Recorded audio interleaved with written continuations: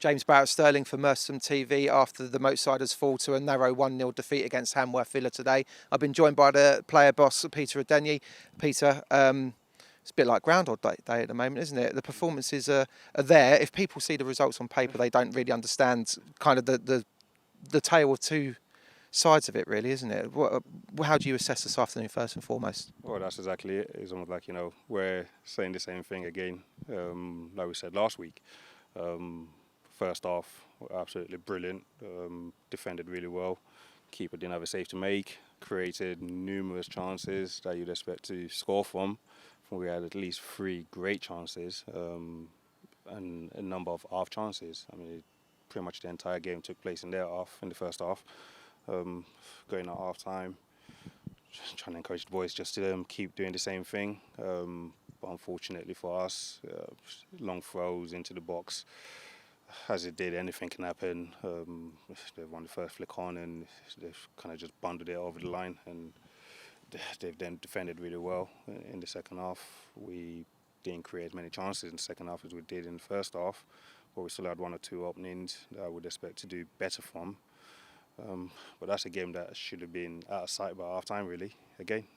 Yeah, a bit like the Uxbridge game on Tuesday night as well. Is it a fact that we're bossing games and then as soon as we concede one, the team deflates a little bit? Would that be a fair assessment? That is a very fair assessment. That you can imagine when you're at the bottom of the table.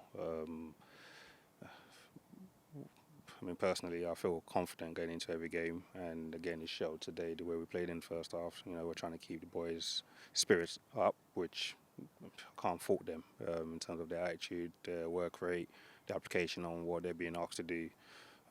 It's just that final little bit of missing piece at the top end of the table. Oh, sorry, top end of the team where we just need to put the ball at the back of the net. We can't create as many chances as we have in the last 3 games and only scored 1, considering the amount of chances we've created. We'll get sorted. Got a couple of boys coming in. Well, I had a couple coming this week, and they did pretty well. They need to a couple of games before they will get going completely.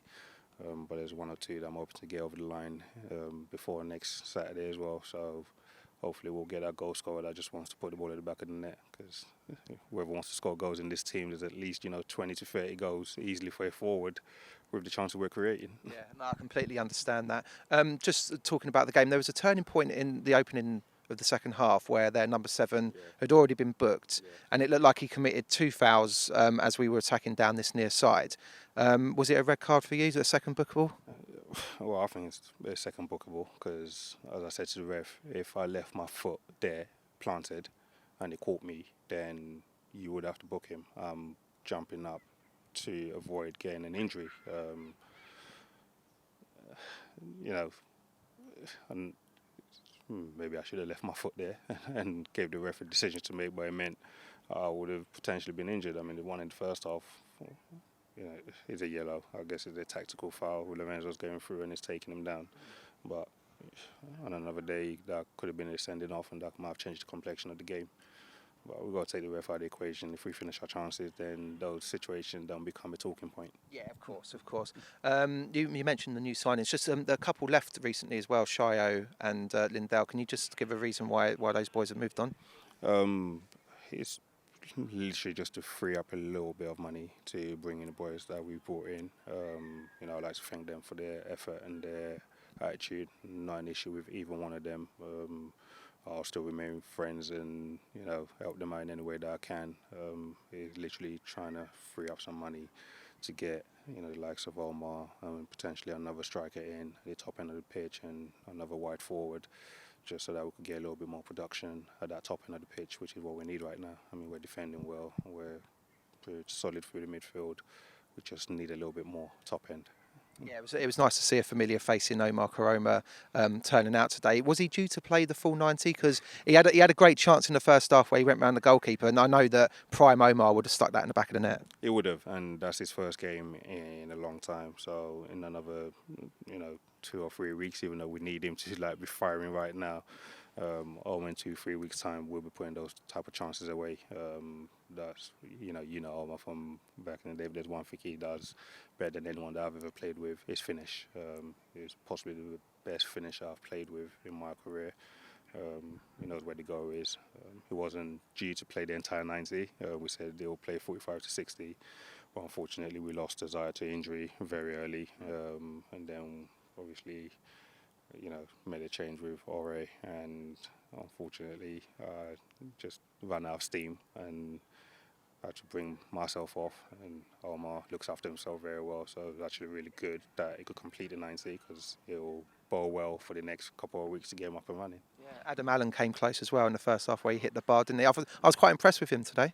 He done really well. He gave us exactly what we brought him in for, which is a little bit of steel in there, getting up and down, putting himself around. He's a very good player on the ball as well. Obviously, physically can compete as well. It would have been interesting if we'd had Adeniyi on the pitch as well. It's just it was working really well with the three of us in there at the start of the game, and we were controlling the midfield and controlling the game really.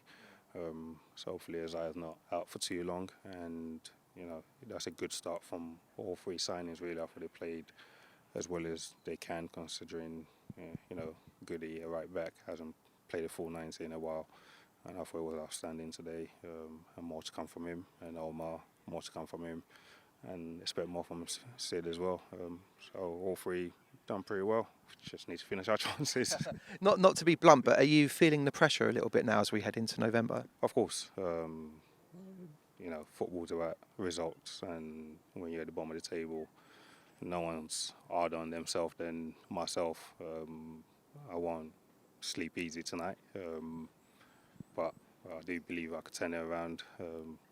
If we were not performing, then it will be a different conversation. I'll be the first one to walk away.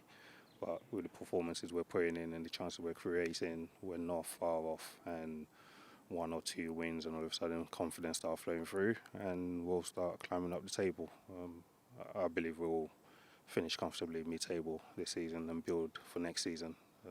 But yeah, the pressure on myself is immense. Is that finally, do you want to just say anything to the fans and everyone associated to the club?